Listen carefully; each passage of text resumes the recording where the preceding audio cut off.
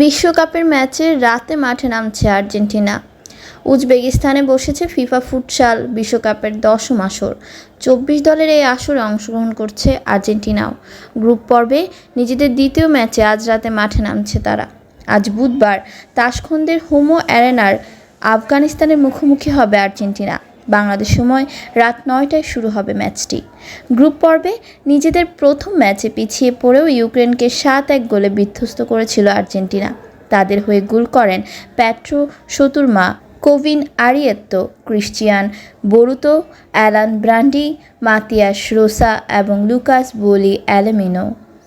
Group পর্বে আর্জেন্টিনার শেষ ম্যাচ আগামী 21 সেপ্টেম্বর। সেই ম্যাচে তাদের প্রতিপক্ষ অ্যাঙ্গোলা। এখনও পর্যন্ত গ্রুপের 4 দলে একটি করে ম্যাচ খেলেছে, যেখানে এক জয়ে 3 পয়েন্ট নিয়ে গোল ব্যবধানে এগিয়ে থেকে টেবিলের শীর্ষে আছে আর্জেন্টিনা।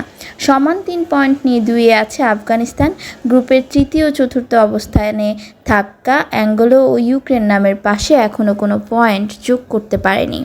24 দলের এই আসরে প্রতিটি গ্রুপের চ্যাম্পিয়ন ও রানার্স আপ দল জায়গা পাবে শেষ 16তে। আগামী 26 সেপ্টেম্বর থেকে শুরু হবে দ্বিতীয় রাউন্ডের খেলা।